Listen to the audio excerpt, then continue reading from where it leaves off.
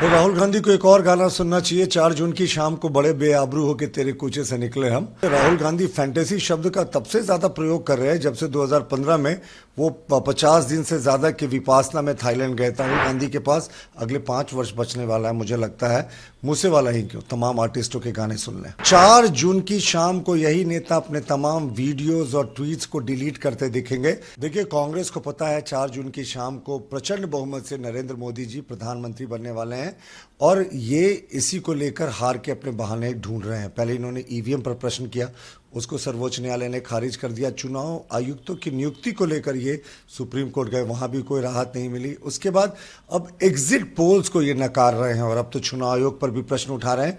तो चुनाव आयोग को इन्होंने कहा था, इनके एक बड़े नेता ने, कि अब इन्होंने 150 डिस्ट्रिक्ट मैजिस्ट्रेट से बात की, अमित शाह जी ने। तो जब चुनाव आयोग ने इनसे ब्यौरा मांगा कि कौन कौन से वो 150 डीएम है और कब बात हुई, तो ये गायब हो गए। यानी शूट एंड स्कूट, दागो और भागो वाली कांग्रेस की जो रणनीति है आज भी जारी है। सिर्फ आरोप लगा देते हैं, जब आरोप के सबूत मांगते हैं तो ये कहीं नहीं दिखते। जाहिर तौर पर ये सिर्फ हार के बहाने खोज रही है कांग्रेस। राहुल गांधी ने कहा है कि ये एग्जिट पोल नहीं है, ये मोदी मीडिया पोल है, ये उनकी फैंटेसी है। और जब पूछा गया कि कितने सीट वो एक्सपेक्ट कर रहे हैं तो उन्होंने कहा कि सिद्धू मूसेवाला गाना आपने सुना है 295। फिर राहुल गांधी को एक और गाना सुनना चाहिए। 4 जून की शाम को बड़े बेआबरू होके तेरे कूचे से निकले हम। और वैसे राहुल गांधी फैंटेसी शब्द का तब से ज्यादा प्रयोग कर रहे हैं जब से 2015 में वो 50 दिन से ज्यादा के विपासना में थाईलैंड गए थे। पता नहीं दोनों के बीच का क्या कनेक्शन है, ये तो राहुल गांधी ही बता पाएंगे। सीरियस नोट पे, राहुल गांधी को पता है कि जो भी इन्होंने भारत तोड़ो और तमाम यात्राएं की, किसी का कुछ फल नहीं निकलने वाला। देश की जनता को मोदी पसंद है, मोदी जी प्रचंड बहुमत से वापस आने वाले हैं। अब जितना समय राहुल गांधी के पास अगले 5 वर्ष बचने वाला है, मुझे लगता है मूसे वाला ही क्यों, तमाम आर्टिस्टों के गाने सुन लें।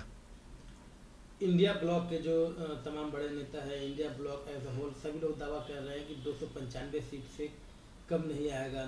जयराम रमेश तो दावे के साथ कह रहे हैं कि असंभव है 295 से कम आना।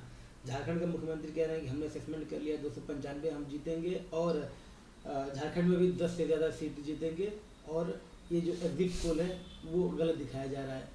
देखिए, अभी रिजल्ट आने में 24 घंटे से ज़्यादा का समय बचा हुआ है। तो जितना इनको बयान देना है, अपनी छाती पीटना है और बड़े बड़े बातें कहना, इनके पास थोड़ा समय बचता है। क्योंकि 4 जून की शाम को यही नेता अपने तमाम वीडियोस और ट्वीट्स को डिलीट करते दिखेंगे जिसमें उन्होंने बड़े बड़े जीतों का दावा किया था। देखिए, तमाम एग्जिट पोल्स इंडी गठबंधन को 80 से 120 सीट के बीच में दे रहे हैं, लेकिन ये जितने बड़े नेता हैं सब 295 का फिगर कह रहे हैं। तो ये बाकी सीटें कहाँ से आएंगी?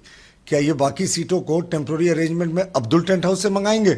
क्योंकि इसी अब्दुल के नाम पर इन्होंने चुनाव लड़ा था, इसी अब्दुल को आरक्षण देने की बात कही थी। But on a serious note, हमें नहीं लगता कि कोई ऑल्टरनेटिव है प्रधानमंत्री नरेंद्र मोदी जी का। प्रचंड बहुमत से 400 सीटों के आंकड़ों को हम कहीं ज्यादा पार करेंगे और उसके बाद नरेंद्र मोदी जी की ताजपोशी होगी देश के प्रधानमंत्री के रूप में।